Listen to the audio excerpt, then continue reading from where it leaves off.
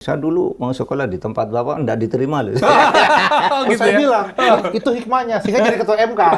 Setolol apapun yang saya omongkan, beliau mendengar, gak menyimak dulu gitu ya. Sesok tahu-taunya saya gitu.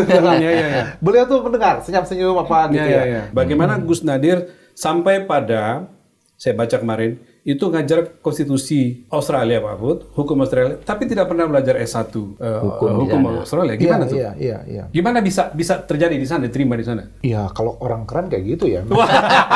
Pertanyaan orang Barat itu kan, apakah orang-orang seperti beliau, Pak Hamdan Zulfa, gitu ya, yang punya latar belakang keislaman yang kuat, ini setelah menjadi penjaga gawang konstitusi, ini akan konstitusi akan berubah jadi negara Islam. Kan itu saja deh. Ada pertanyaan gitu. Gitu kan? Karena mereka menguasai itu sekarang gitu. Mereka bisa kata malu.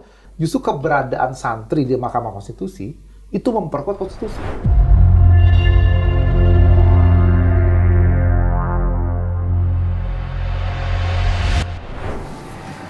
Prof Nadir, ini kantor saya. Masya Allah. Kantor sampai juga ini. Kantor main-main. Sampai juga iya, ya di apa namanya kantor podcast studio lah. Saya sekarang banyak berbicara melalui podcast untuk menyampaikan pesan-pesan karena secara fisik udah capek kalau. Iya, Terima kasih ya. Saya nonton podcastnya. Oh iya. Sekarang bisa tiba di sini. Terima kasih. Mari. Makasih ya, Gus.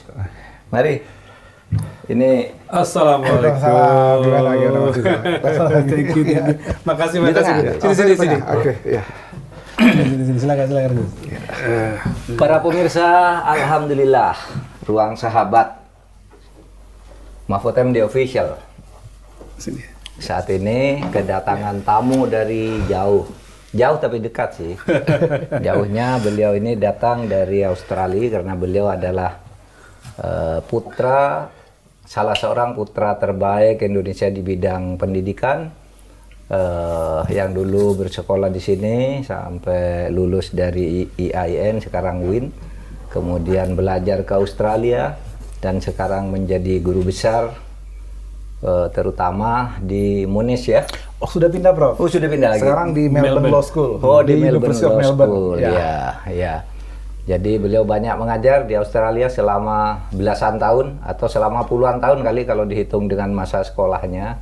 Tapi beliau masih sangat Indonesia dan sering pulang ke Jakarta, ke Indonesia lah. Saya sering ketemu di berbagai tempat dan saya ingin ngobrol bersama beliau sebagai sahabat. Bagaimana bisa jadi orang hebat.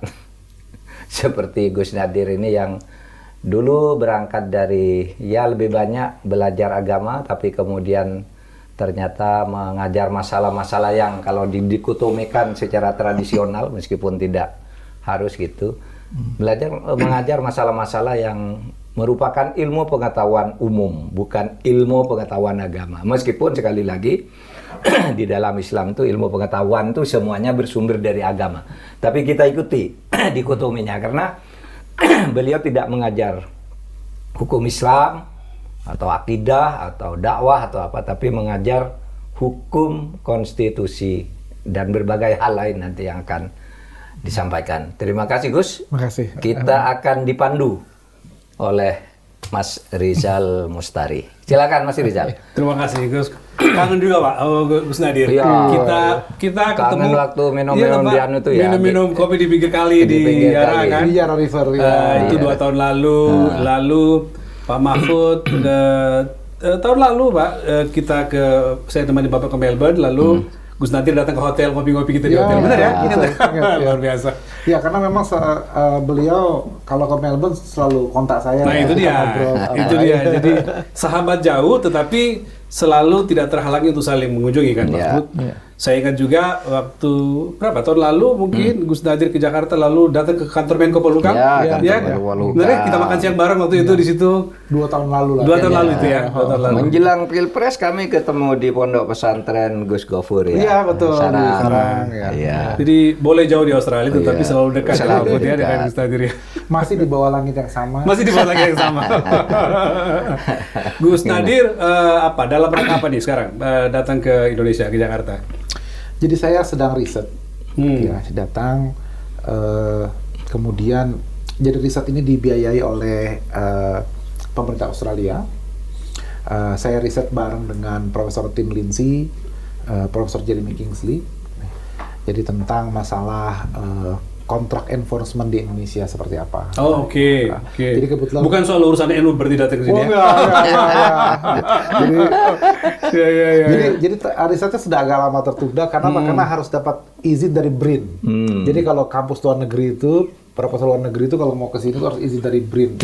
Dan prosesnya rumit sekali dan akhirnya keluar prosesnya. Oh gitu. Akhirnya keluar permitnya, kemudian makanya kita mulailah ambil data gitu ya. Pak Mahfud kesibukannya nggak jauh-jauh dari riset, Pak. Iya. Jadi beliau ini Profesor Dr. Nadir Shah Hussain, PhD. Ini Pak Mahfud tadi mengatakan, kalau salah 18 tahun sudah mengajar di Australia. 20 tahun lah. 20 tahun? Oh, udah sampai 20 tahun. Oke, jadi S1-nya di IAIN waktu itu masih, IAIN Syarif Hidayatullah Ciputat, lalu S2-nya di Wollongong University, lalu S3-nya 2, Pak? Oh, S2-nya juga 2. S2-nya juga 2? Oh, oke. S2-nya satu lagi di Singapura? Bukan, di Northern Territory University. Northern Territory, S3-nya yang di Singapura? Singapura sama di University Wollongong. University Wollongong. Di Singapura itu hukum Islam, Pak, S3-nya? Iya. Iya kan? Iya. Jadi sebetulnya S1 saya juga saya sempat 2. Saya selain pagi itu saya di Ciputat. Oh ya? Sore itu saya di Fakultas Hukum UMJ. Oh. Fakultas Hukum UMJ. Iya, tapi Universitas Muhammadiyah Jakarta. Tapi belum selesai, saya sudah harus berangkat ke Australia waktu Australia, itu. Tidak seperti beliau yang selesai S1-nya dua-duanya begitu ya. Enggak juga. Oh, 3 malah ya? Enggak. Gini. Ini keliru juga. Iya. Jadi saya satu itu ambil 2 di UGM dan di UI Hukum. Nah, ketika di UGM itu sudah sarjana muda, ya, terus yang hukum ini harus saya selesai lebih dulu, ini tinggal dulu, tapi begitu selesai hukum nggak balik ke sastra Arab UGM-nya itu langsung ke S2 di UGM di ilmu politik, lalu sudah itu langsung lagi ke ilmu hukum di S3 UGM. Jadi kita punya kesamaan, ada sesuatu yang belum kita selesaikan. Iya. Itu makanya kita undang ke sini. Saya biasanya panggil Pak Mahfud, Prof Mahfud dipanggil Pak Mahfud. Jadi Gus Nadir juga saya panggil, selalu panggil Gus Nadir. Meskipun dua-duanya profesor hebat di depan saya ini. Kita akan bicara, ini namanya program Ruang Sahabat, Gus Nadir. Ruang Sahabat itu bicara tentang persahabatan Pak Mahfud dengan sahabatnya, hubungan nilai-nilai, perjuangan dan segala macam. Jadi tidak akan terlalu banyak menyinggung soal isu-isu baru ya sekarang. Tapi kalaupun nanti mau kita bahas, bisa juga kita bahas, misalnya sedikit-sedikit bahas tentang wajah NU sekarang seperti apa. Waduh, sudah mulai senggol-senggol dikit ini. Sekedar teaser buat penonton, bahwa nanti akan kita bahas sedikit tentang itu. Tapi Pak Mahfud, apa yang membuat Pak Mahfud merasa bahwa kali ini kita sebaiknya mengundang sahabat Anda di Melbourne ini? Ya, pertama beliau banyak tahu tentang Indonesia, bukan hanya soal NU dan Islam dan lain-lain, tapi juga persoalan politik, masalah hukum dan sebagainya. Karena saya sudah lama nih selalu berdiskusi dengan beliau. Kalau tidak ketemu begini, saling berkunjung, ya kadang-kadang kita lihat WA, saling telepon dan sebagainya. Bertemu juga di berbagai tempat untuk sama-sama ngisi seminar. Misalnya itu sering sekali. Sehingga kami sudah sangat dekat gitu. Kalau dalam urusan-urusan persahabatan dan komunikasi intelektualitas. Ya itu aja sebenarnya. Dan terutama Pak, kalau kita memperhatikan hubungannya Pak Mahfud dengan Gus Nadir itu terlihat di jejak digitalnya, Pak, di media sosial. Anda sering banget Pak Mahfud itu nge-tweet misalnya postingannya Gus Nadir. Gus Nadir juga. Sebaliknya, saya masih ingat Pak, saya pas buka jejak digital saya, WA-WA dengan beliau, rupanya ketika Pak Mahfud berhadapan dengan setiap everybody di DPR ketika tahun 2023 menghadapi Gus Nadir yang dari jauh memberikan ini baru ya kan Gus ya? Waktu itu sempat kan memberikan komentar. Betul. Jadi panjang lah kira-kira. Panjang ceritanya. Nah, tapi bagian dari itu semua kita akan bahas hari ini, terutama Pak Mahfud mengatakan tadi Gus Nadir sebagai, saya ingin menyebutnya sebagai contoh produk intelektual kaum santri, Pak, yang berkiprah di pentas internasional. Kan kira-kira gitu ya. Beliau mondok di Buntet ya kalau nggak salah dulu, ya Buntet, belajar pada ayahnya, lalu ke IAIN Ciputat dengan iklim santri seperti itu, beliau hijrah ke Australia dan belajar di sana. Nah, kita mau membahas itu nanti, Gus. Bagaimana nilai-nilai yang Gus Nadir dapatkan, challenge apa dan segala macam bisa kita share. Termasuk nanti memikirkan wajah umat seperti apa, kira-kira gitu. Berdiskusi dengan Pak Mahfud. Kita punya empat bagian diskusi. Saya coba lihat santri global dulu, skena santri global. Tadi mendengarkan yang lucu-lucu dari beliau. Politik kiai, ya, lalu wajah PBNU, NU PBNU. Pakai wajah PBNU. disinggung sedikit. Terus netizen, hukum netizen. Saya mulai dengan santri global dulu. Nah, tadi diskusi dengan Pak Mahfud menarik kalau kita minta Gus Nadir bicara dulu. Gimana ceritanya, Gus, sampai seorang santri yang biasanya orang membayangkan sekolahnya ke Timur Tengah, Pak? Ya biasanya. Iya kan, Pak, ya, sekolahnya ke Timur Tengah, ini ke Australia belajar hukum dan mengajar sekarang konstitusi Australia, gitu ya. Dan juga belajar hukum Islam, tapi hukum Islamnya belajar di Singapura, Pak. Ini Gus Nadir perlu kita hebat betul apa namanya perjalanannya seperti apa mencari ilmu. Dan bagaimana ijazah dari syariah hukum Islam kalau di Indonesia bisa masuk ke fakultas umum di luar negeri. Kalau di Indonesia dulu zaman itu kan nggak bisa. Kalau syariah harus syariah, hukum harus hukum, sospol. Nah, sekarang udah bisa di Indonesia. Tapi waktu zaman Gus Nadir tuh kan ya agak istimewa, agak aneh gitu. Gimana ya ijazahnya tarbiyah, ijazahnya syariah tapi bisa menjadi doktor ilmu politik gitu ya macam-macam gitu ya. Ada itu kan seperti Pak Hikam misalnya kan itu sastra Arab gitu. Kalau di sini tidak bisa belajar ilmu politik sastra Arab ke S2-nya, S3-nya di Indonesia zaman itu. Tapi Pak Hikam tiba-tiba ke luar negeri ilmu politik kan, komunikasi politik. Bahkan gitu. Zaman itu kan sarjana syariah tidak bisa jadi pengacara di pengadilan umum. Nah, ya kan. Gitu. Nah, tapi zaman itu gimana tuh ceritanya? Makanya, dicerita, Gus. Kita ingin dengarkan. Ya, pertama terima kasih nih Pak Mahfud, Mas Riza. Saya itu tersanjung karena masuk ke dalam ruang sahabat ini ya. Jadi saya officially dianggap sahabat beliau. Padahal beliau ini senior gitu ya. Beliau ini senior saya kan. Tiba-tiba saya di-upgrade ini jadi saya ini junior beliau gitu ya. Iya, terus dan beliau ini kesan saya memang dari dulu kenapa kami bisa akrab meskipun perbedaan jauh sekali ya. Saya bukan dari segi usia, segi pengalaman, saya kan hanya orang kampus gitu ya. Beliau pengalamannya di three arms of government, eksekutif, yudikatif, legislatif. Gitu ya. Karena saya kira beliau ini ngomong sama anak muda, gitu, dan mau mendengar gitu. Jadi kalau beliau datang ke Melbourne ngobrol gitu, kasarnya tuh gini Mas, setolol apapun yang saya omongkan beliau mendengar, gak menyimak dulu gitu ya. Sesok taunya saya gitu. Beliau tuh mendengar, senyum-senyum apa gitu salah gitu. Nah, jadi buat saya itu kesempatan untuk berbincang dengan tokoh seperti beliau itu luar biasa gitu. Jadi terima kasih Pak Mahfud. Nah, terima kasih juga. Nah, jadi karena sudah dianggap di-upgrade sebagai sahabat. Jadi sok taunya lebih meningkat. Bisa bicara kelas sahabat lah. Kelas sahabat gitu. Jadi balik ke pertanyaan tadi Mas Iza. Nah, saat memang abah saya saat itu selain di ketua Komisi Fatwa MUI juga rektor Institut Al-Quran IIKI Jakarta. Nah, beliau itu saat memberikan respon, satu ada program dari Pak Munawir Sazali, Menteri Agama, untuk mengirimkan dosen-dosen muda IAIN seluruh Indonesia itu ke barat. Ke barat ya. Ke McGill Kanada dan ke Leiden.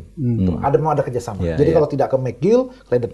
Sekarang bisa kita lihat hampir semua rektor UIN itu ataupun pejabat di Kemenak itu jebolan itu. Dari situ. Jebolan itu ya. Iya, jadi itu investasi pendidikan luar biasa dari Pak Munawir Sazali dengan segala kontroversi beliau.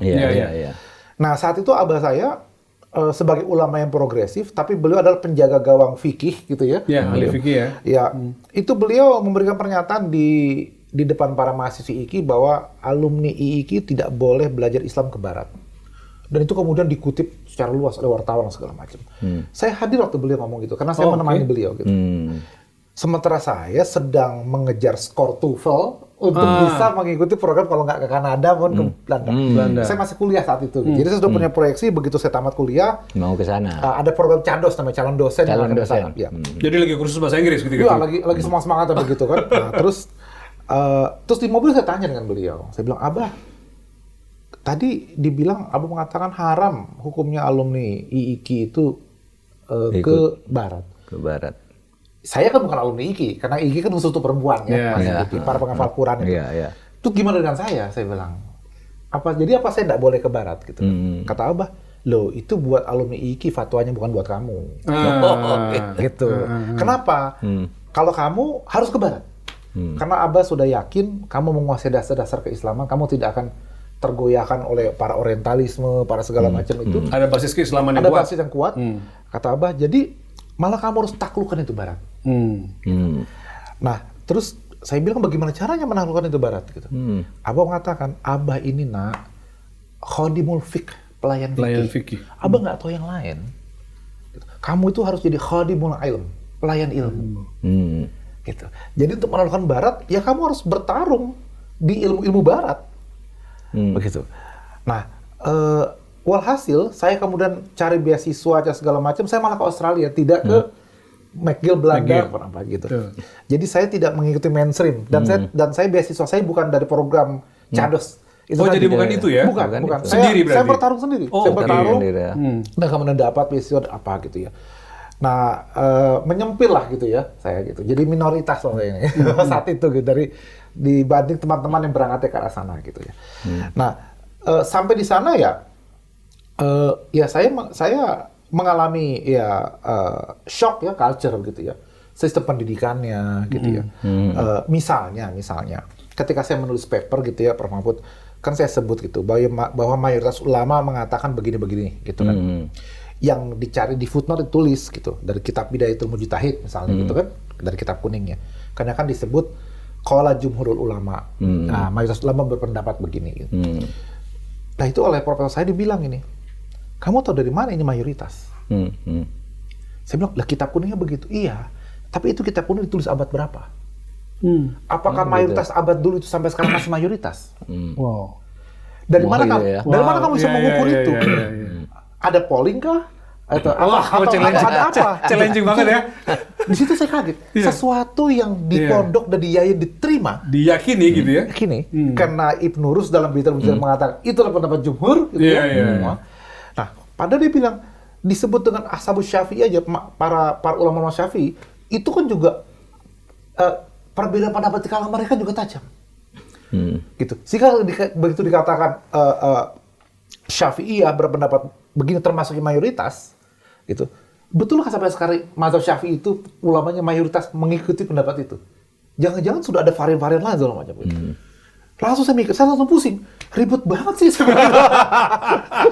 Gitu, mempertanyakan sesuatu gitu. Tapi cara berpikir mereka kan seperti sangat kritis gitu ya. Tanyakan. Sementara saya berpikir, loh ya udah ada kitabnya kok, selesai. Buat orang pondok. Di kita begitu, di Indonesia begitu. Selesai gitu. Sementara mereka pertanyakan, Ibnu Rus abad keberapa? Kitab setelah Ibnu Rus, apakah mengatakan itu juga sama? Gitu. Gitu saya bilang. Jadi sesuatu yang kecil akhirnya menjadi ribet gitu ya di sana gitu ya. Itu shock pertama gitu. Culture shock yang kedua relasi dengan para mahasiswa gitu kan. Lah saya di kampus itu dulu waktu saya di Yayan itu kan saya salaman dengan perempuan, saya nggak mau. Sekarang sudah mau, sudah ketemu mazhabnya. Sudah ada mazhabnya. menarik. Dulu itu kan saya nggak mau sentuhan sama gitu ya, gitu. Dan saya ke kampus pun dulu saya pakai peci kan begitu. Walaupun di Yayan tidak diwajibkan gitu ya. Nah terus begitu saya di Australia itu ya kawan kuliah mahasiswa itu kan ketika mengerjakan tugas kelompok kan ngobrol mendekat. Saya otomatis menjauh. Refleks badan saya gitu kan ya. Saya menjauh, dia mendekat lagi. Gitu. Jadi lucu, saya menjauh lagi. Tanpa saya sadar refleks badan saya gitu kan. Terus dia mendekat lagi. Saya menjauh lagi. Sampai dia ngomong gini, "Nadir, what's wrong with you? Kamu kenapa? Saya bau kah? Kamu tidak nyaman kah? Atau apa?" Gitu. Saya langsung sadar. Loh, ini masalah hablum minan nas kan? Gitu. Kok saya membuat orang lain gitu ya, terlepas agamanya berbeda, jenis tidak nyaman gitu. Sehingga sampai dia merasa ada sesuatu yang salah dengan dia gitu. Oh enggak, saya bilang culture saya aja, saya bilang gitu. Tapi itu berat. Iya. Hal sepele seperti itu. Kalau sekarang dengan mahasiswa saya sudah ngomong dekat, sudah tahu masanya. Gitu ya. Sambil pegang. Enggak. Itu enggak. Ukurannya ada gitu ya. Ada ukurannya, nggak bisa 14 ya. Meskipun ada mazhab gitu ya. Iya. Beliau ini paling jago mancing. Gitu. Nah itu ada culture shock semacam itu gitu ya. Menarik Pak Mahfud. Gimana Pak? Tetapi saya agak yang pertama, kalau yang kedua shocknya itu kebayang lah ya bagaimana pergaulannya. Jangan dibayangkan. Nggak, masalahnya belum ketemu. Yang tadi, ketika kitab kuningnya mengatakan begini, dalilnya mengatakan begini, lalu di-challenge Pak. Menurut Pak Mahfud, apa itu bagian daripada upaya membuat supaya kita nggak dogmatis atau sesuatu yang kita hindari? Lebih terbuka lah terhadap metodologi terutama Gini ya cara memahami, kan sama aja. Gini deh, saya itu kan banyak pakai dalil-dalil usul fikih gitu kan.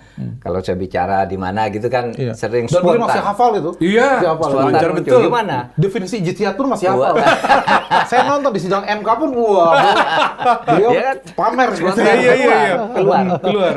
Karena apa? Dulu waktu saya di pesantren, di madrasah kan menghafalkan itu. Itu tidak tahu saya artinya. Maksudnya tidak tahu, ya hafal aja gitu. Aplikasinya tidak tahu. Iya, begitu belajar hukum umum, loh dalil-dalil ini bahasa Latin, ini bahasa Inggris nih dalilnya. Ini bahasa Arabnya kan begini, kan sudah hafal kan langsung gitu.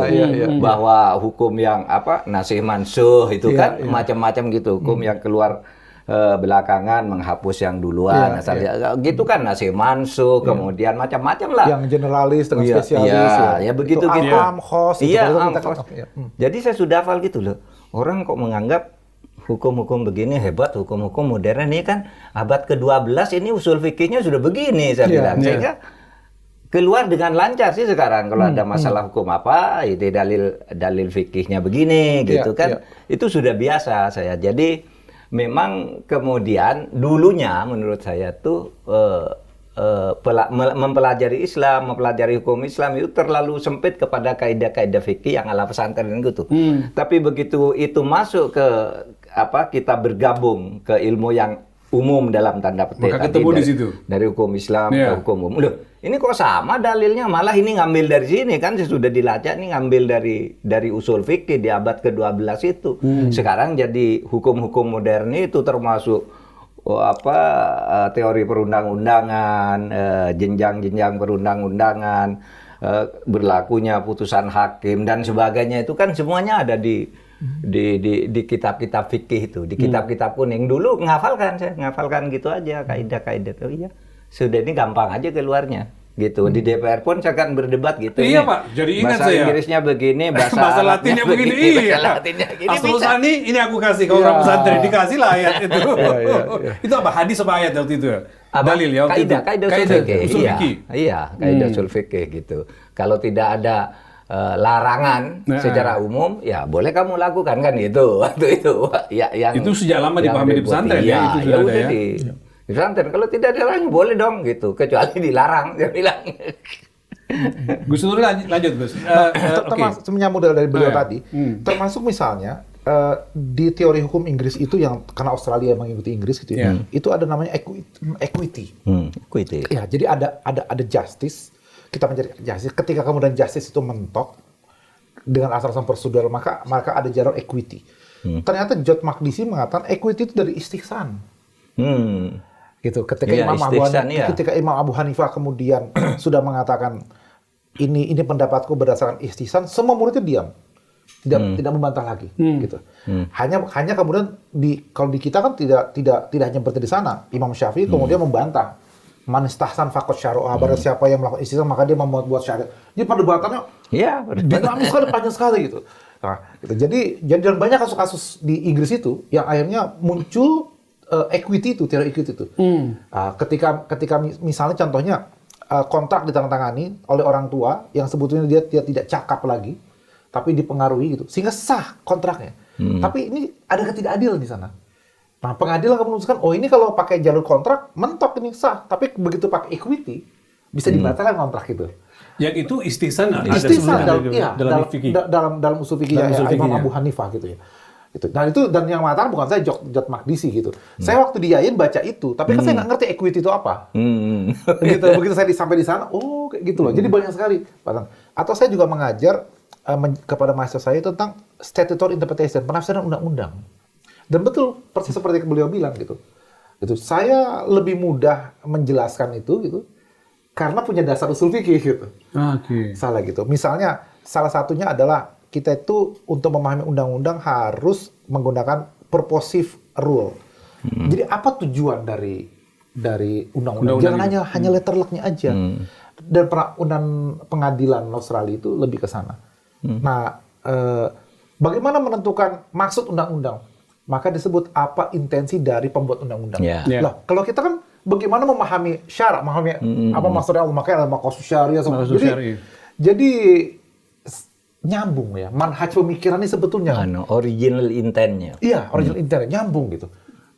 Dan problem terhadap intensi dari parlemen itu banyak lagi perdebatannya gitu. Sebagaimana balik lagi ke usul fikih kemana gitu. Jadi seru lah, asik lah. Dan itu juga salah satu kesamaan saya dengan beliau kan.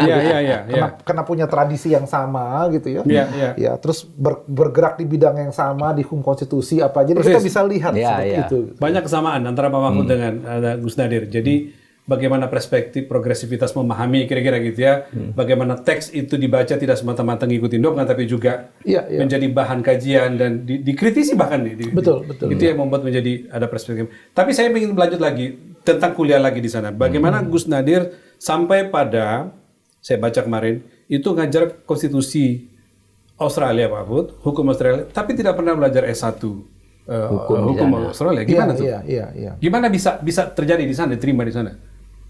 Iya, kalau orang keren kayak gitu ya. Wah, keren. Saya itu gimana?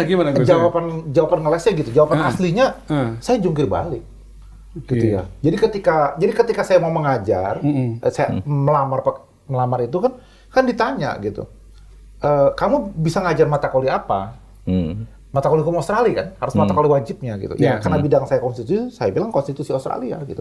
Oke ya, kamu ngajar itu gitu. Terus ya, pas saya baca, wah kan beda sekali gitu kan segala macam ya. Iya, betul. Gitu.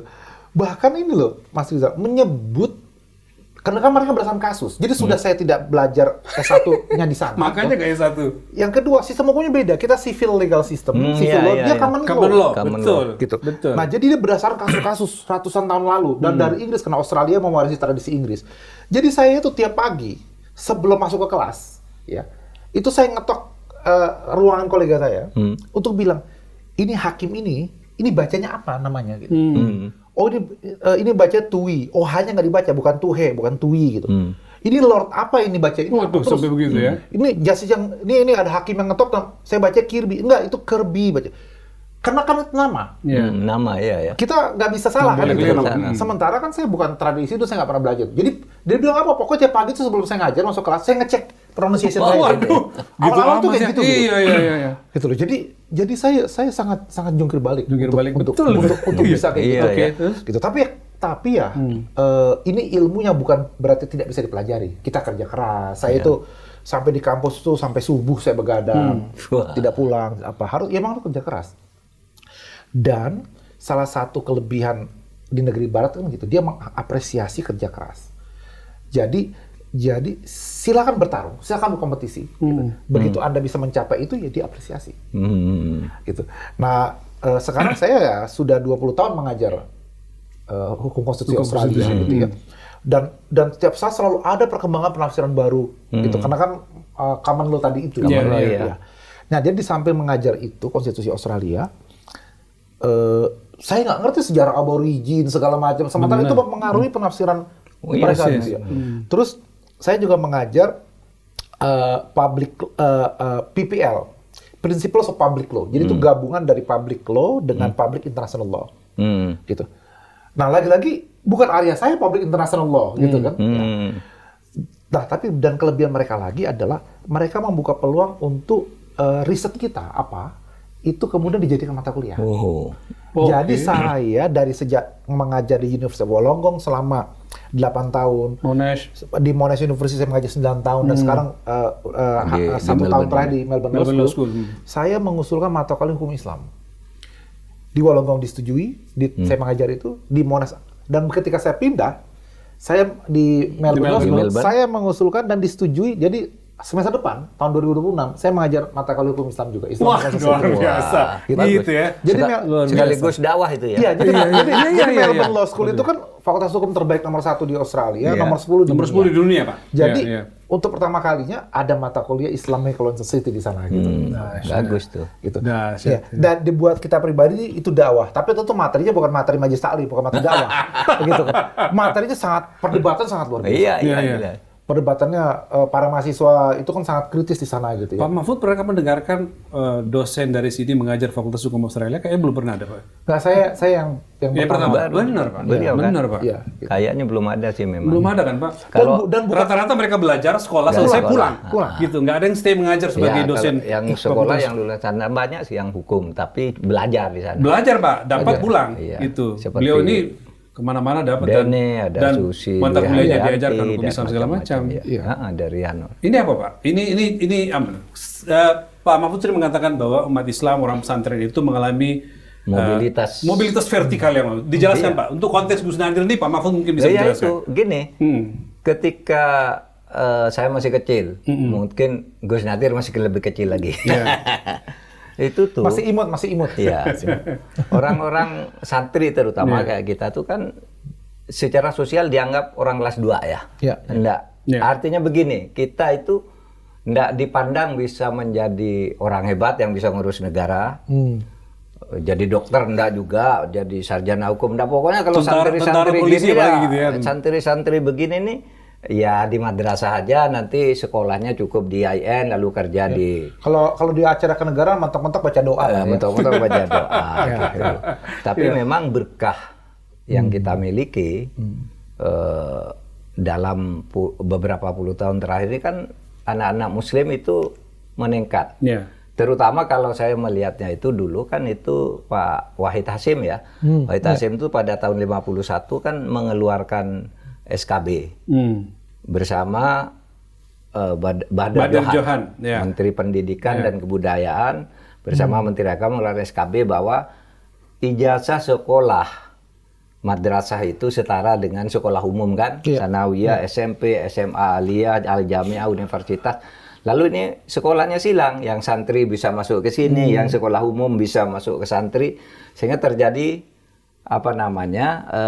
percampuran itu, tidak ada lagi dikotomi yang terlalu tajam.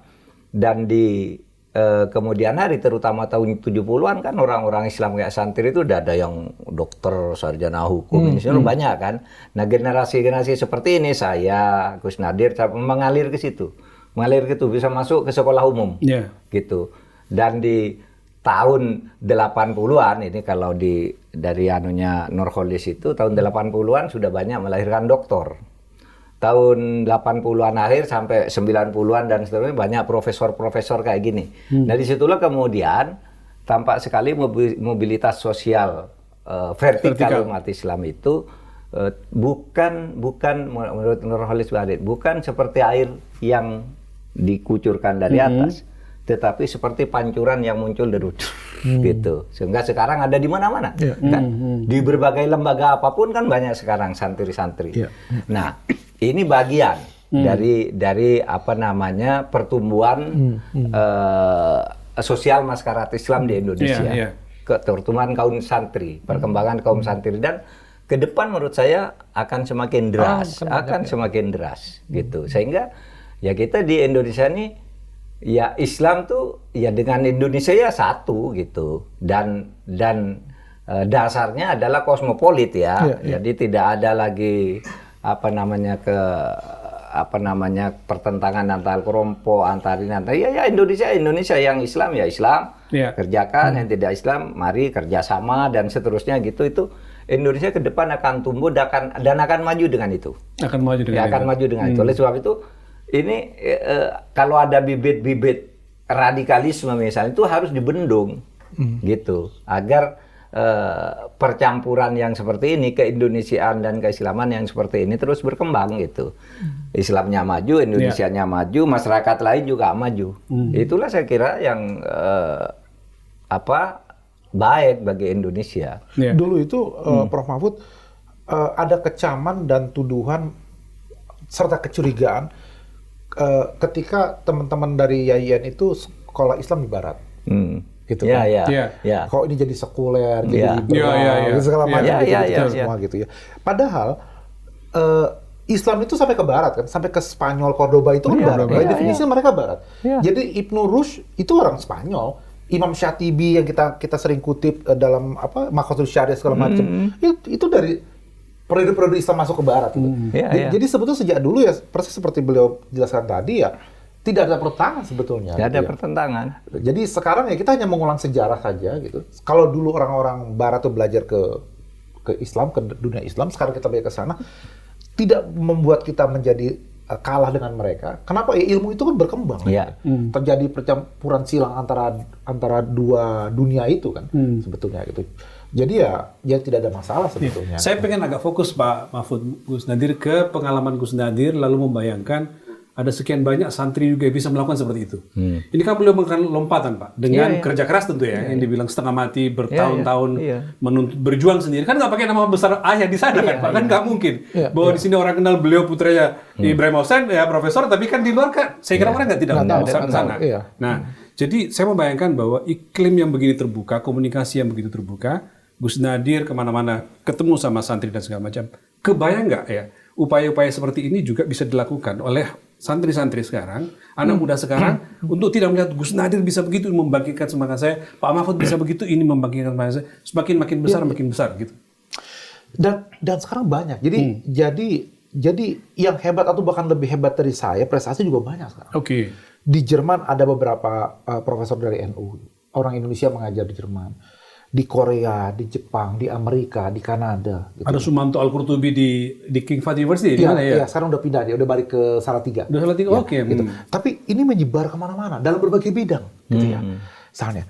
Nah, saya mungkin lebih ngetop karena saya di medsos. Ya, itu juga saya pengen bicara. Itu saya di medsos. Dan postingan saya sering di-retweet beliau, jadi saya jadi saya mendapat balik lagi ke beliau, kan begitu misalnya. ada follower berpengaruh di sini. Ada cara mempromosikan yang mudah begitu kan. Gitu. Nah, sementara mungkin teman-teman itu nggak aktif di medsos apa gitu.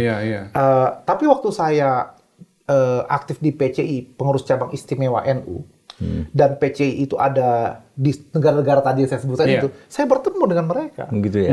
Gitu, saya melihat ternyata ya luar biasa. Hebat-hebat ya. Hebat gitu. Misalnya gitu. Malah saya sempat mengusulkan kepada PBNU dulu, itu saya bilang, ini teman-teman yang hebat-hebat di luar negeri, ini profesor, kita buat giliran deh datang ke pesantren. Menyemangati para santri persis. Tapi ya kan PBNU-nya nggak menghiraukan pendapat saya, jadi ya. Artinya bisa inspiring stories itu bisa dibagi ke pondok-pondok. Iya gitu. Dan saya kalau saya diundang misalnya ke UGM, malamnya saya pasti ke Kerapian. Ke pondok ya? Iya, ke pondok gitu. Nanti saya diundang ke Airlangga. Nanti kemudian saya di Surabaya, saya mampir ke Jombang atau ke Kediri, ke pesantren. Saya menyapa mereka, gitu ya. Sehingga mereka punya tadi inspirasi bahwa ternyata untuk hidup sukses itu nggak cuma jadi politisi. Betul, penting betul. Nah, jadi dan pertanyaan gitu, misalnya apakah kami gampang mencari makanan halal? Apakah ada masjid di sana? Gitu. Saya bilang, saya di Australia itu saya sebulan sekali kita mengadakan majelis khataman Quran. Terus saya mengisi pengajian tafsirnya gitu ya. Itu sejak tahun 2005. Gitu, lakukan itu gitu. Dan ternyata kita bisa kok jadi muslim yang baik, tapi juga tinggal di negeri barat gitu ya. Nah, gitu. Jadi karena kita punya ilmunya gitu. Mencari makanan yang halal, pada tempat-tempat sembelihan gitu kan. Nah, itu kita bisa jelaskan. Jadi nggak usah khawatir lah para santri. Itu dia. Nah, gitu loh kita jelaskan gitu loh. Itu dia kan. Mungkin berikutnya orang sahabat ini bikin program saya dengan beliau keliling lah. Didengarkan itu ya. Tapi jangan cuma santai Madura, itu wilayah beliau. Jadi memang banyak Mas dari pesantren itu. Coba Anda perhatikan sekarang itu. Anak-anak yang di Indonesia cukup terkenal seperti Burhanuddin Muhtadi.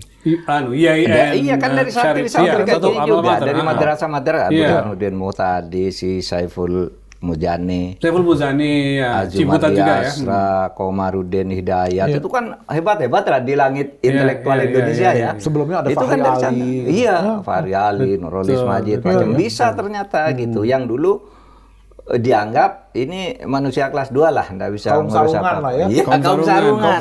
Istilahnya tuh kaum Yang sarungan. lain itu udah pakai celana levis, kita masih kaum sarungan. Iya, kaum sarungan. Sekarang malah banyak orang jadi kaum sarungan ya, maksa-maksakan diri jadi kaum sarungan. Apalagi kalau menjelang pemilu ntar. Iya, menjelang pemilu, pakai serban, pakai kaum sarungan lagi. Kita tutup episode ini di sini dulu, kita lanjut. Kalau nggak bisa habis ngobrol, asik banget ngobrol soal ini. Santri global sudah ya, kita pindah sekarang ke apa nih? Politik kiai. Ini agak dekat juga. Jadi setelah santri, besarnya jadi kiai. Ini soal persinggungan antara tokoh umat, kiai, ulama dengan politik.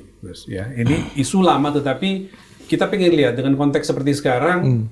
Ada yang mengatakan politik kiai. Kalau misalnya Kiai Ma'ruf mengatakan politik kiai, bukan kiai berpolitik gitu ya.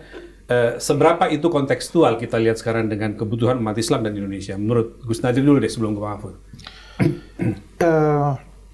Salah satu yang saya kira kenapa muncul pertanyaan itu kan pertama karena ada peminggiran, marginalisasi peran umat Islam di zaman zaman lampau gitu ya. Gitu. Sehingga begitu reformasi tiba-tiba ada partai Islam banyak gitu kan. Terus juga kita punya presiden yang kiai, Gus Dur gitu kan ya, misalnya gitu.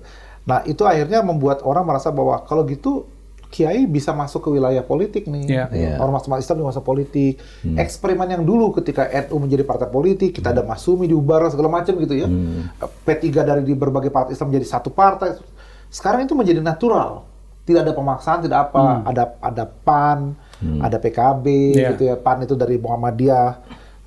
Dulu nggak tahu sekarang gimana jalurnya ke sana jalur gitu ya. PKB punya tradisi NU gitu kan, ada PKS segala macam kan gitu, macam-macam. Tapi juga jangan lupa ternyata yang umat Islam pun, tokoh-tokoh umat Islam pun masuk ke partai misalnya Aceh Hasan Sazili ya, Gubernur Lemhanas dari Golkar. Nusron Wahid masuknya bukan ke PKB, ke Golkar. Misalnya gitu kan. Jadi bukan berarti setelah ada partai Islam kemudian harus para kesana, santri gitu itu ya. kesana kan enggak. Gitu. Ada yang ke PDP juga, Profesor Hamka. Sekarang Zuhairi Misrawi juga salah satu ketua DPP. Zuhairi Misrawi. Betul. Si sekarang Guntur Romli. Kan itu santri-santri itu pondok semua itu, anak pondok semua itu. Iya. Termasuk waktu saya diundang jadi narasumber di acara PDIP, banyak teman-teman Muhammadiyah juga di sana masuk gitu. Nah, jadi ini saya lihat berkah reformasi gitu ya. Bahwa sekarang ulama, para kiai tidak lagi dicurigai seperti di masa lampau, sehingga perlu dimarginalkan. Bahwa ternyata mereka semua menerima asas tunggal, gitu kan, sehingga tidak lagi dicurigai. Dulu kan itu ditangkap segala macam kan, gitu kan. Subversif lah segala macam dulu nih. Sekarang kan enggak. Nah, sehingga pertanyaan yang paling penting itu adalah ketika keran demokrasi dibuka, dan tokoh-tokoh ormas umat Islam masuk ke sana, pertanyaannya apakah mereka kalau menang nanti akan mengubah demokrasi menjadi lebih Islami, atau ternyata pengalaman reformasi kita sekarang ini demokrasi yang merubah mereka, demokrasi mengubah mereka gitu, menjadi lebih populis, lebih gitu. Nah saya kira kenapa? Karena pertanyaan pertama tadi, karena ternyata reformasi itu tidak ada setelah reformasi tidak ada satupun partai Islam yang menang pemilu. Persis. Padahal kita mayoritas. Nah itu kan, jadi karena itu mereka mengatakan, belum ketahuan aja nih wajah asli Islam Indonesia, karena mereka belum berkuasa. Kalau mereka berkuasa, jangan-jangan kita jadi Taliban. Gitu kan. Ada tuduhan seperti itu kan? Iya, betul. Nah, sementara yang terjadi, ternyata demokrasi itu membuat wajah umat Islam, mereka harus berargumen dengan demokrasi. Gitu kan. Nah, begitu juga nggak cuma di parlemen, ternyata beliau di MK misalnya. Saya pernah membuat tulisan tentang hakim-hakim MK yang berlatar belakang agama. Gitu. Termasuk beliau gitu. Sehingga pertanyaan orang Barat itu kan, apakah orang-orang seperti beliau, Pak Hamdan Zulfa, gitu ya, yang punya latar belakang keislaman yang kuat, ini setelah menjadi penjaga gawang konstitusi, ini akan konstitusi akan berubah jadi negara Islam. Kan itu saja deh. Ada pertanyaan gitu. Gitu kan? Karena mereka menguasai itu sekarang gitu kan. Mereka bisa ketemu. Saya bilang, justru beliau menolak hukum potong tangan, syarat Islam masuk segala macam dengan argumentasi ilmu usul fikih tadi itu. Artinya kesimpulan saya katakan justru keberadaan santri di Mahkamah Konstitusi itu memperkuat konstitusi. Gitu. Nah ini pengalaman Indonesia yang berbeda dengan dunia luar. Arab Spring gagal total, gitu, betul. Pertumpahan darah. Ternyata Indonesia ketika reformasi, kenapa misalnya ketika reformasi dibuka di Mesir, yang menang kelompok Ikhwan, Partai Islam yang menang. Sehingga kemudian militer mengintervensi lagi. Di Indonesia, itu tadi saya bilang, Partai Islam mau dia PKS, mau dia PBB dulu ya, PKB, PAN, nggak pernah menang. Gitu. Nah, ini fenomena yang luar biasa Mas Edi. Yang jawabannya beliau yang lebih tahu. Pak Mahfud, sebagai orang yang berada di dalam, Pak Gus, gimana Pak Mahfud? Ya itu tadi sudah jawabannya. Tapi memang bersama dengan itu kan studi-studi tentang keislaman tuh fikih misalnya masuk ke berbagai bidang. Ya. Fikih politiknya itu tidak lagi hanya Al-Mawardi. Sudah masuk ke soal demokrasi, liberalisme dan sebagainya, itu semua ada penjelasan fikihnya. Nah itulah sebabnya lalu politik umat Islam itu menjadi lebih mudah, lebih inklusif, lebih bisa menyesuaikan diri dengan kebutuhan demokrasi tanpa kehilangan nilai-nilai substansi Islam. Gitu aja menurut saya. Nah, kalau kita tarik ini Pak ke sini, misalnya ke konteks politik sekarang, agak politik praktis lah kira-kira. Dulu itu kan setiap pemilu selalu ada, kalau nggak presiden, wapresnya yang merepresentasi Islam. Kan kira-kira gitu kan, Pak? Bu Mega dengan Hashim Musadi ketika berpasangan, lalu terakhir misalnya Pak Jokowi dengan Kiai Ma'ruf, kan gitu, ada representasi. Makin kesini rasanya makin nggak. Pak Prabowo dengan Pak Gibran, dua-duanya tidak representing umat Islam dalam artian umat Islam yang besar jumlahnya. Apakah Pak Mahfud melihat itu ada dampak langsung atau tidak langsung kepada mobilitas vertikal umat Islam atau peran umat Islam dengan tidak adanya misalnya di dalam istana atau bagaimana? Dalam konteks sekarang, makanya pertanyaan saya itu. Kalau konteks sampai Kiai Ma'ruf dan Pak Yusuf Kala, Pak JK, betul. Itu ya pertimbangan elektoral. Sama juga sekarang meskipun yang terpilih misalnya Pak Prabowo dan Gibran itu kan pendukung-pendukungnya ormas Islam besar juga. Sehingga tetap secara elektoral umat Islam itu pasti memberi kontribusi terbesar. Oleh sebab itu siapapun yang ikut kontestasi politik itu mengambil ceruk kaum muslimin itu sebagai pemilihnya, itu pasti diusahakan kalau tidak dapat menjadi calonnya nanti dijadikan apanya gitu. Pendekatannya makanya ya tadi pakai sarung, pakai serban, datang ke pesantren dan sebagainya, keliling gitu. Karena itu tetap menjadi andalan suara untuk situasi sampai saat ini. Gitu. Jadi pertimbangan utama sebenarnya elektoral ya. Elektoral. Kan ya tuh kalau untuk calonnya sudah bukan dari darah itu kan, kenapa ini kok manggil kiai, majelis ulama ini semua ada di didekati.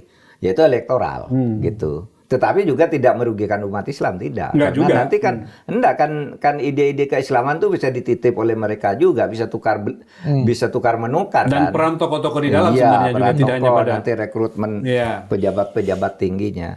Menurut saya bagi umat Islam bagus saja yang begitu, lebih inklusif akhirnya, lebih inklusif. Bahkan pengaruh demokrasi yang lebih inklusif itu tadi, itu sampai ke bawah di mana para kiai diikuti fatwanya soal keagamaan, tapi sikap politiknya belum tentu diikuti. Gitu. Tiba-tiba kemudian dipisahkan itu. Ada pilihan masing-masing gitu ya. Begitu misalnya TPS di dalam pondok, ya yang menang adalah yang direkomendasikan oleh kiainya. Gitu. Tapi suaranya tidak sama dengan di alumni dengan di luar pondok. Gitu. Nah, jadi mereka bilang, saya tetap patuh pada fatwa kiai dalam soal ibadah. Dalam soal politik ini gitu. Lagi pula sekarang Pak Kiai nggak bisa lagi minta agar alumni terfokus pada satu kandidat aja. Kenapa? Karena para alumni ada yang udah tersebar kemana-mana tadi. Kemana-mana. Ada yang ke Golkar, ada yang ke PDIP, nggak cuma di Partai Islam apa. Dan mereka kan juga nyalon juga gitu gitu kan. Nah ini jadi akhirnya para Kiai juga dituntut tuh lebih inklusif lagi melihat persoalan. Nah ini semua pengaruh positif dari demokrasi. Pengaruh positif. Oke, lanjut. politiknya saya kira cukup. Nah ini dia nih. Agak masuk sedikit ke wajah NU dan PBNU. Ini sebelum itu boleh minum dulu kan? silakan. Pak Mahfud juga sekalian kita minum. Ini menenangkan Break hati dulu. karena Menenangkan hati. yang berat. Agak dingin-dikit. Sebelum Sejuk. bicara NU. Nah, sudah minum, saya lanjut bertanya. Sebagai dua tokoh Nahdliyin yang kerap dijadikan referensi Pak, ya Pak Mahfud maupun Gus Nadir, hari-hari ini kan pasti memperhatikan wajah NU dan PBNU. Saya minta pandangan siapa, orang jauh dulu atau Pak Mahfud dulu? Oh, iya. Pak Mahfud dulu deh. Pak Mahfud dulu. Jadi gini, Bagaimana? NU. Perkenalan saya dengan Gus Nadir pertama kali ketemu secara fisik, ngobrol itu dipertemukan oleh NU. Begini, ketika saya ketua MK itu, saya berkunjung ke Australia untuk sebuah kuliah umum lah Ya, Di mana? Canberra. Canberra. Nah, terus saya dikontak oleh seorang bernama Gus Nadir. Anak-anak NU ingin ketemu Pak Mahfud gitu. Loh, siapa? Saya bilang, saya Nadir Cabusen. Saya datang ke tempat beliau, terus ketemu anak-anak NU itu di situ. Gitu. Iya, Mahasiswa-mahasiswa ya duduk di bawah gini aja. di Australia. Itu saya lagi khataman Quran dan misal Asyik mengaji tafsir. Terus beliau datang. Oh, oke, bertepat sekali waktunya. Iya. Terus? Nah, disitulah saya kenal. Oh, ini tokoh NU. Lalu berkenalan, Pak Gus Nadir dari mana? Pak Nadir dari mana? Gitu. Dari IAIN waktu itu cerita. Terus memperkenalkan saya putranya Pak Profesor Ibrahim Hasan. Loh, saya Ibrahim kaget. Hasan. Wah, itu idola saya tuh. Dia bilang. Iya. Karena beliau kan IIKI ya. Dan sebelumnya PT IKI. Iya, dulu saya ingin masuk ke PT IKI. PT IKI itu perguruan tinggi ilmu Al-Quran. Di situ mendidik orang sampai hafal Al-Quran dengan pokoknya sekolah di situ ya berbagai bidang ilmu, tapi harus bisa lulus kalau hafal Al-Quran. Hafiz 30 juz. Saya tahu ketika saya akan mendaftar itu, waktu itu rektornya itu disebut di situ, itu rektornya Profesor Ibrahim Hussein, ketua Majelis Fatwa. Ya, ketua Komisi Fatwa. Komisi Fatwa MUI. Majelis Ulama, sangat terkenal waktu itu gitu. Iya. Sehingga saya langsung kenal, wah ini putranya Ibrahim Hussein, orang yang hebat itu. Saya cerita sama dia, saya dulu mau sekolah di tempat Bapak enggak diterima loh. Terus saya bilang, itu hikmahnya, sehingga jadi ketua MK. Kalau waktu diterima jadi kiai. Iya. Waktu itu saya ingin sekali sekolah di situ, tapi gini, ketika saya daftar tuh, saya daftarnya di bulan Desember lulus, terus dapat surat dari sana, dari PT IKI itu, bahwa ini pendaftarannya di sini masih bulan April. Saya tidak tahu penjelasannya apa benar apa tidak. Yang kirim surat kepada saya itu Farizal, alumni di sini, alumni PT IKI sekarang. Waktu itu dia sekolah, ikut kalendernya Mesir katanya, Hijriah, tahun Hijriah bukanya. Sekarang belum boleh daftar. Nah disitulah saya, ya sambil nunggu April, saya sekolah dulu ke Fakultas Hukum ke Fakultas Hukum UI, lalu ke Sastra Arab UGM. Maunya nanti April saya mau pindah ke sana. Karena di PTIK waktu itu dibayar, Mas. Oh, iya. Harus hafal Al-Quran, tapi dibiayai semua. Beasiswa dibiayai. Semua. Terus begitu April, perkembangan politik di Yogyakarta sangat dinamis, ada demo, ada ini, ada organisasi. Saya ikut itu. Lalu lupa masuk PTIK. kasihkan belajar dan demo gitu ya. Nah, di situ saya kenal Gus Nadir. Sesudah itu setiap pertemuan saya dengan Gus Nadir di Australia itu selalu terkait dengan NU. Gitu. Setiap saya ke sana ketemu anak NU, bahkan upacara pertama Hari Santri Nasional di Australia itu beliau yang ngadakan, saya datang. Sampai begitu? Iya, di Melbourne. Iya, datang tuh seluruh anak Australia yang rame ya. Iya, rame. Di situ. Ya, di situ Hari Santri pertama tahun 2016 saya ke sana. Di Sydney atau di Melbourne, Pak? Di Melbourne. Di Melbourne. Oke. Di KJRI-nya. KBRI. Di KBRI ya? KJRI. Iya. Konsulat Jenderal Iya, ya, Konsulat Jenderal. Di situ. Terus saya ke sana lagi dipertemukan dengan anak Indonesia yang di Melbourne Uni itu ya, ngobrol gitu. Jadi setiap ketemu, kalau kebetulan ya tidak ada pertemuan ramai gitu ya, minum kopi itu di pinggir sungai itu. Apa moral story-nya, Pak? Dengan begitu artinya NU yang mempertemukan Pak Mahfud dengan Gus Nadir. Iya, artinya ternyata ya saya punya latar belakang yang sama. Kemudian kita ingin mengembangkan. Loh, kalau begitu tuh layaklah kita ini bekerja keras sebagai warga NU. Saya Saya warga NU, ayah saya warga NU sejak saya kecil dan seterusnya. Tapi saya tidak banyak terlalu aktif di struktural, memang banyak kultural. Saya kemudian lebih banyak ikut Gus Dur. Tapi di struktural saya pernah Pak di Ansor bersama Nusron Wahid pernah. Kemudian di Ikatan Sarjana NU, ISNU ya? Ya ISNU pernah gitu. Yang menjadi ketua Dewan Pertimbangan, Dewan Penasehat, macam-macam gitu itu. Tetapi bagi saya yang penting itu adalah amaliyahnya. Itu pandangan keagamaannya tentang Ahlus Sunnah wal Jamaah yang moderat itu gitu. Nah, di situ saya sering ketemu dalam analisis tentang politik Islam, politik nasional, tentang hukum tata negara, konstitusi dan sebagainya. Kami saling bertukar pandangan meskipun tidak selalu langsung. Kadang-kala kan saya baca tulisannya, baca Twitternya, wawancaranya di mana-mana itu di situ terus kami sering berkomunikasi. Dan kadang berbeda juga. Kadang berbeda juga. Iya. Oke. Kalau selalu sama pasti bukan teman. Iya. Pasti ada suatu saat beda. Ada yang disembunyikan itu biasanya kan ketika terbuka. Gus Nadir gimana? Kalau Pak Mahfud tadi memandang seperti itu kira-kira dekat terhadap NU gimana kalau sekarang? Jadi NU itu kan kita mesti bedakan ada namanya jam'iyah, ada jamaah. Jadi jam'iyah itu organisasi. PBNU itu jam'iyah. Sementara masyarakat di bawah itu kan jamaah. Nah kadang-kadang tuh nggak nyambung antara apa yang terjadi di jamaah dengan apa yang dipikirkan oleh jam'iyah. Gitu. Dan ini selalu problem NU. Ini salah satu keunikan, kelebihan sekaligus kelemahan.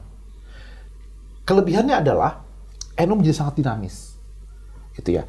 Jadi keputusan jam'iyah PBNU itu belum tentu ditaati oleh jamaah. Jamaah mungkin yang sesama NU mungkin akan lebih mentaati kiai lokal yang bukan pengurus NU. PBNU. Tapi dia ikuti fatwanya, dia ikuti keputusannya dia karena hidup sehari-hari dengan itu jamaah.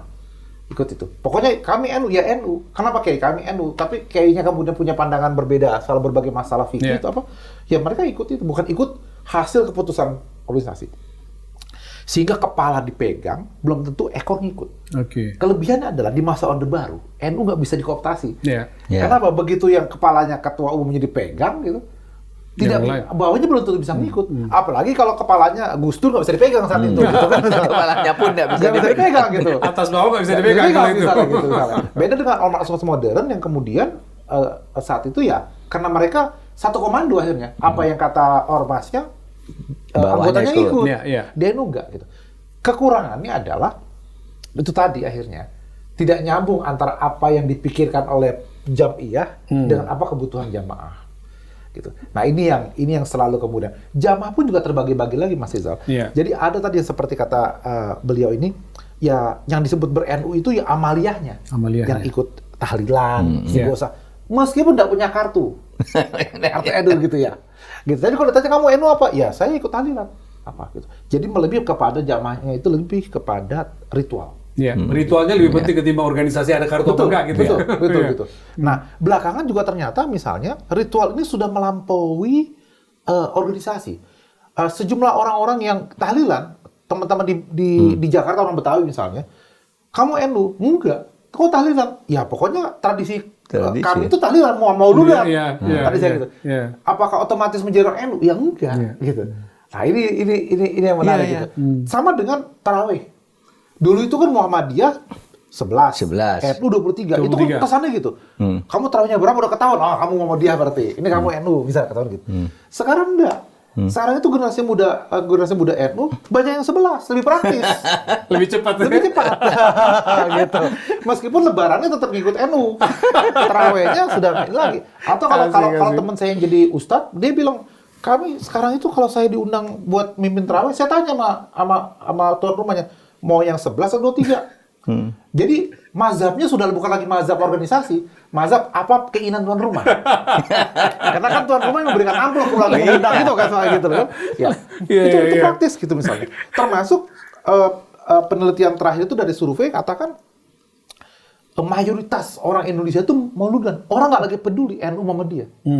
Sudah menjadi tradisi gitu. Iya, bukan hanya itu, Pak. Sekarang sampai zaman Pak Harto masih sulit ya tradisi seperti NU itu masuk istana. Dan sekarang Di istana tuh ada tahlilan, ada sholawatan. Iya. Coba pejabat-pejabat itu kalau mantu gitu, kan tradisi NU yang dipakai. Betul. Iya, pakai sholawatan gini dulu. Bukan berarti pakai mereka gini NU, dulu. Iya, tapi iya, tradisinya. iya. Tradisi yang masuk. Iya. Jadi itu bagus juga anunya ya. Jadi masuk ke berbagai kehidupan menjadi budaya kita, budaya Islam yang budaya NU itu masuk ke berbagai lini kehidupan. Ternyata sekarang. Dan orang merasa senang aja melakukan itu. Dan kalau tidak melakukan itu merasa kurang lengkap. Misalnya mantu ya, kok tidak ada pengajian gitu ya. Itu kan mereka lalu ya Lebaran lah sudah pasti itu dulu kan tradisinya dari kita ya. Atau orang-orang di komplek kayak di Pondok Indah di mana-mana itu begitu ada yang meninggal, mereka minta ke ustadznya panggil anak yatim buat tahlilan. Iya, tahlilan. Itu kenapa ya? Taunya mereka gitu. Walaupun mereka nggak bisa ngaji Yasin, nggak bisa. Gitu. Tapi mereka gimana rasanya gitu? Kok keluarganya meninggal nggak ada tahlilan gitu? Jadi udah jadi kultural lah kira-kira gitu ya. Udah kultur sudah. Gitu. Nah itu yang kita lihat akhirnya gitu ya. Karena itu kalau ditanya membahas NU, yang kita mau bahas apa nih? Jamaah atau jamiah? Gitu. Itu aja. Pak Mahfud itu dari kacamata jamaah yang dekat dengan jamiah. Maksudnya di Indonesia gitu ya. Gus Nadir ini keuntungannya kan melihat dari jauh Pak Mahfud. Jadi kira-kira saya membayangkan ada helikopter view dari Gus Nadir untuk melihat sebagai jamaah. Melihat apa namanya NU dari jauh. Ya meskipun tahu dari dekat gitu, kira-kira apa yang kegambar ya terhadap wajah NU sekarang Gus? Jadi, kalau dilihat dari jamaah yang jauh ya, jamaah jauh, meskipun sebenarnya dekat aja. Iya makanya Pak, iya. Gimana? Jadi kalau kita lihat ke belakang sejarah, dari dulu tuh NU itu sering berbeda pendapat. Dari dulu. Gitu. Kiai Wahab dan Kiai Bisri. Kiai Wahab itu sangat dinamis, progresif, karena beliau juga politisi, penggerak gitu dari organisasi NU. Kiai Bisri itu penjaga gawang fikih. Gitu. Jadi seringkali benturan nih. Padahal masih keluarga. Nah sekarang itu tambak beras dengan Den Anyar gitu ya. Nah itu biasa itu berdebat gitu. Dan setelah dan macam-macam teknik perdebatannya sampai sebelum berdebat itu jamu nasi biryani dulu gitu. Tapi tetap berbeda loh kita ya. Gitu. Pokoknya itu gitu. Jadi terus juga orang jamaah juga tahu gitu umat tuh. Jadi kalau nanyanya itu ke Kiai Bisri pasti jawabannya strict. Nanya ke Kiai Wahab jawaban ini. Misalnya dulu ada pertanyaan gitu. Saya itu punya saya itu ada 8. Ada anak saya yang paling kecil nomor 8. Gitu. Saya keluarga ber-8. Kita tuh mau naik sapi bareng masuk surga. Bisa nggak kita potong sapi tapi buat 8? Wih nggak bisa 7. Ambisinya begitu kata Kiai Bisri. Datang ke Kiai Wahab. Kiai Wahab gimana? Oh gampang itu. Kata Kiai Wahab. Kamu mau sama-sama semua naik sapi masuk surga kan? Iya. Karena anak masih kecil, ada kambing dulu 1. Sebagai pijakannya, biar bisa naik sapi. Gitu ya. Intinya sama. Gitu ya. Tapi cara menjawabnya sama. Iya. Gitu. Jadi solusinya sama ya. Solusinya sama sebetulnya gitu. Tapi jawabannya tidak ada yang menyimpang dari fikih sebetulnya. Tapi cara menyampaikan cara apanya gitu. Itu perbedaan. Terus sampai kemana-mana itu makanya juga ada dulu kayak grup Cipete, Situbondo, apa segala macam gitu. Nah, perbedaan cuma satu dengan sekarang. Namanya cara mengelola perbedaan, cara mengelola konflik. Karena kalau hanya sekadar perbedaan, ikhtilaf ummati rahmah, kan kaidahnya begitu. Perbedaan pendapat di kalangan umatku itu rahmah. Nah, sekarang bagaimana mencegah arah rahmat itu tidak menjadi laknat kan begitu.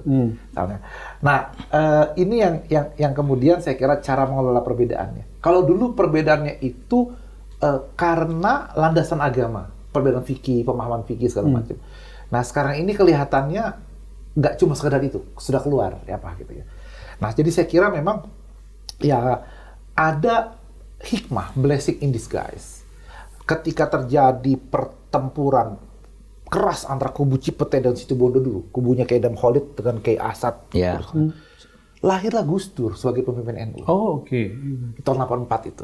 Kesepakatan mereka akhirnya muncul Gus Dur. Dan kita tahu perubahan NU luar biasa. 3 periode dipegang Gus Dur. Nah, ke depan ini saya kira kita tidak mungkin lagi punya sosok seperti Gus Dur, gitu ya. Sulit mengharapkan itu bisa datang gitu lagi ya. Ya, gitu. Nah, yang bisa adalah bagaimana secara kolektif akan muncul berbagai gagasan-gagasan nanti. Orang akan sampai pada satu titik ini konflik ini nggak bisa dibiarkan nih. Kedepannya kita harus cegah. Kalau hanya sekedar menyelesaikan konflik yang sekarang, secara ad hoc gitu ya, parsial, maka akan ada konflik berikutnya lagi nanti. Itu akan ada muncul gagasan muncul lagi. Ya, gagasan yang kemudian orang merasa udah capek berdebat, capek segala macam, malulah kita begini-begini gitu. Belum lagi kalau ada jalur langit, gitu ya. Jangan lupa PBNU itu adanya di Jalan Keramat, gitu ya. Tapi apakah PBNU-nya masih keramat? Kan itu pertanyaannya kan gitu kan? Ya. Nah kita berharap masih gitu. Sama dengan itu tadi. Barokahnya di mana? Kalau berkat masih jalan terus, tiap pengajian masih ada berkat. Barokahnya masih ada apa enggak? Kan itu pertanyaannya. Tapi saya termasuk optimis gitu. Saya optimis karena berdasarkan sejarah tadi itu bahwa dulu itu konflik sedemikian tajam. Selalu bisa diselesaikan dengan baik gitu ya. Iya, dan memunculkan itu di hikmah-hikmah tertentu. Mudah-mudahan akan ada gagasan-gagasan yang berguril kalau mungkin tidak pada sosok tapi secara kolektif lah. Kolektif. Mudah-mudahan seperti itu. Gitu ya. Lanjut yang terakhir, Pak Mahfud. Terakhir ya. Aman, selamat gitu. Aman.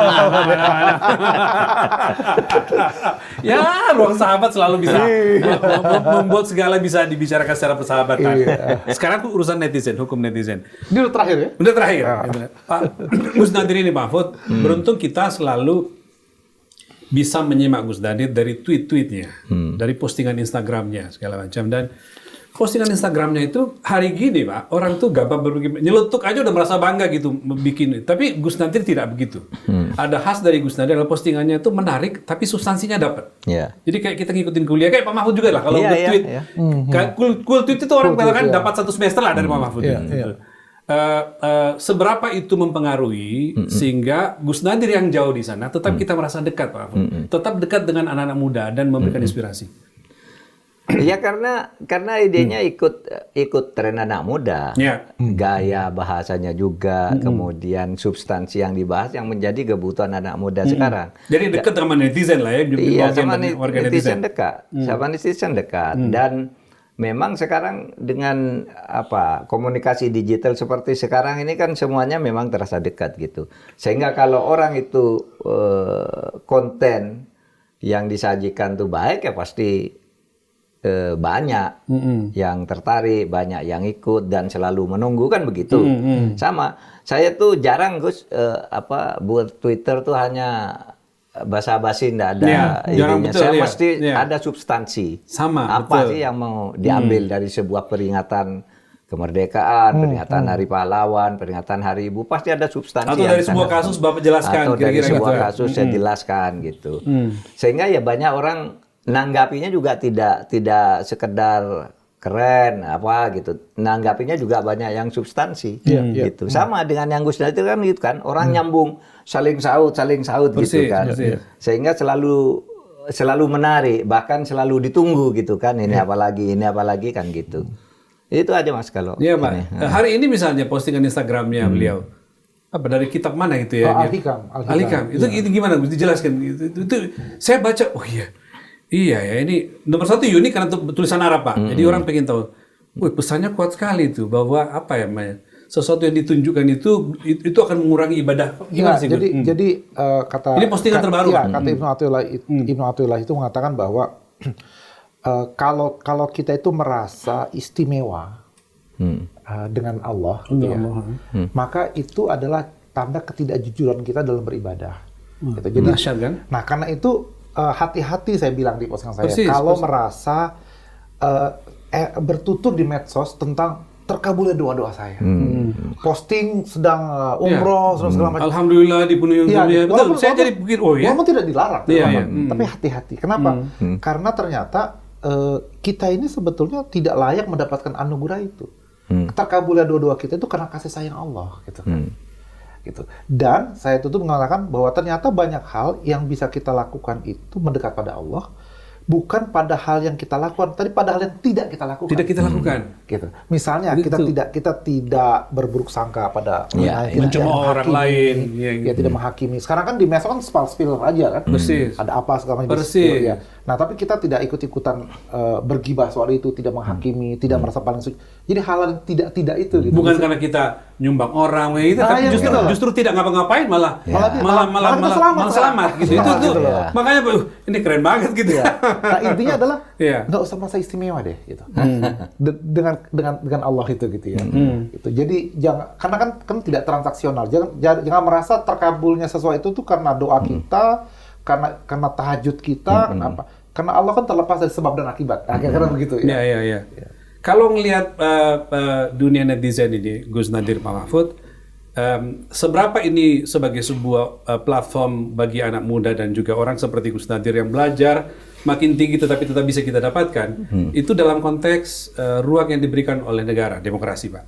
Kan ada kekhawatiran bahwa orang semakin leluasa posting, ya, kadang-kadang tujuannya seperti Gus Nadir, seperti Pak Mahfud, tapi mungkin juga kadang-kadang aktivis itu memposting, tapi lalu dianggap sebagai penghasutan dan segala macam. Makin kesini kan makin banyak korban. Iya. Nah, Pak Mahfud melihat ini kita akan masuk sekarang ini tanggal 3 nih. Kita tayang tanggal 3 masuk di tahun 2026. Ada kekhawatiran ke sana, Pak. Ya. Jadi ada keuntungan yang kita dapatkan dengan model seperti tadi, tapi juga ada dampak yang membuat pemerintah semakin sensitif. Gimana, Pak Mahfud? Ya itu tergantung negara juga menurut saya. Negara tidak usah terlalu lebay lah kalau melihat kritik, postingan yang kritik dan sebagainya ya. Jangan terlalu sensitif karena sebenarnya itu hak orang untuk menilai, kecuali memang memprovokasi. Bahasa provokasi dan bahasa kritik itu kan pasti dirasakan berbeda. Pasti beda ya? Iya kan? Iya. Untuk mempengaruhi orang juga kan tidak apa-apa. Setiap orang punya hak untuk membuat postingan atau menulis apapun untuk mempengaruhi orang, kan punya hak. Tinggal orang lain tuh ikut enggak dengan kita. Kan beda dengan memprovokasi. Saya kira mempengaruhi dan memprovokasi berbeda. Memprovokasi itu sering diartikan sebagai upaya menghasut gitu, agar kamu melakukan. Kalau kita melakukan kritik lalu orang sependapat kan tidak apa-apa. Justru itulah salah satu tujuan, salah satu isi dalam konstitusi kita memberi kebebasan kepada kita untuk menyatakan pendapat, untuk mengkritik, dan memberi keharusan kepada pemerintah untuk memperhatikan kritik itu. Jangan-jangan saya salah gitu. Jangan apa-apa belum ditangkap, apa-apa belum ditangkap, belum ngomong sudah ditangkap gitu. Ngomongnya baru sedikit, tidak jelas itu apa. Misalnya yang terjadi kemarin itu, konon hanya ada seorang anak menulis inna lillahi wa inna ilaihi raji'un, turut berduka atas meninggalnya Afan dilindes mobil di lagi di sidang pas sekarang perkara itu kan? Di DPR itu aparat brutal, tidak memperhatikan nasib rakyat, itu dianggap memprovokasi misalnya. Itu kan beda antara memprovokasi. Ini mungkin menuduh brutal itu mungkin tidak benar, tetapi ini konteksnya kan orang kaget, ada orang dilindes mobil, kan gitu ya. Masa begitu diadili, lalu dianggap memprovokasi orang lain akan ikut demo gitu. Padahal dia terprovokasi oleh demo, bukan dia memprovokasi munculnya demo gitu.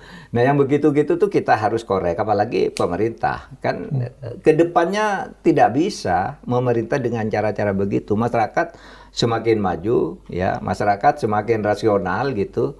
Kalau cara-caranya tidak dewasa dalam menangani berbagai aspirasi masyarakat, itu kita akan mundur. Kita akan mundur. Gus Nadir ngelihat apa? Apakah memang ada problem juga misalnya literasi digital di situ atau cara-cara pemerintah atau aparat yang agak berlebihan? Kalau melihat case yang muncul selama ini ya. Kalau saya lebih melihat dari sisi kedewasaan netizen gitu ya, misalnya gitu. Jadi apakah yang diposting ini benar atau salah? Gitu ya. Katakanlah itu benar. Apakah sesuatu yang benar itu pasti baik? Belum tentu. Artinya perlu disampaikan gitu, belum tentu. Pilihan katanya, gitu ya, pilihan diksinya, timingnya, gitu ya, misalnya, kadar emosinya, gitu, baik. Terus saringan ketiga terakhir adalah ini benar, yang saya post ini memang fakta, bukan bohong, benar. Saya sampaikan juga dengan kalimat yang baik, tidak provokatif tadi misalnya begitu ya, tidak melanggar hukum apa gitu, timingnya juga pas gini. Tapi apakah maslahat saya posting? Apakah perlu saya posting? Apa gunanya gitu saya posting? Gitu Iya. misalnya.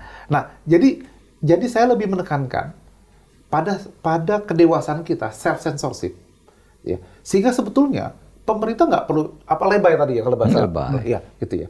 Jadi kalau kemudian kita melakukan kedewasaan kita bermedsos ini yang didorong, gitu ya, literasi ditingkatkan tadi, gitu, dan kemudian orang-orang bisa menimbang 3 hal ini. Gitu ya. Saya kira ya pemerintah tidak perlu ini kan. Jadi kalaupun misalnya, dia faktanya keliru, tidak benar, ini positif, tapi dia sampaikan dengan hal yang baik, gitu. Misalnya dia bertanya, gitu.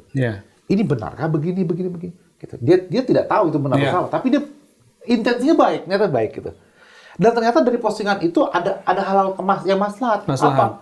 Yaitu netizen menjawab, gitu, memberikan klarifikasi begini-begini. Ya itu kan tidak bisa kemudian langsung ditangkap dong, misalnya gitu. Jadi kan ada saringan-saringan seperti itu yang saya lihat. Yang ujung-ujungnya adalah memang kembali kepada kedewasaan kita. Tapi medsos sekarang juga berubah, Mas saya. Twitter itu saya sekarang jarang nge-tweet seperti dulu di Twitter itu. Saya lebih banyak meledek Manchester United aja gitu ya. Karena saya kan Liverpool gitu. Gitu. Liverpool lagi turun tapi makanya saya nggak keren. Gitu. Karena meskipun saya benar sebagai Liverpool, tapi itu tidak baik. Karena Liverpool lagi nggak pas, timingnya nggak pas. Man United lagi naik tinggi. Dikit tapi nggak banyak-banyak. Beliau tadi menjelaskan itu dalam, kalau kita baca bukunya Saring Sebelum Sharing, Pak. Beliau nulis buku Saring Sebelum Sharing yang buat teman-teman netizen itu sungguh-sungguh useful, itu bermanfaat sekali Pak. Untuk tadi yang disampaikan Gus Nadir itu saya ingat ketika membaca buku itu. Pak Mahfud, Gus Nadir, kita udah 1 jam lebih ini. Makasih. Tanpa perlu bicara jungkir balik dalam tubuh NU, nggak usah, kita biasa. Biar selamat.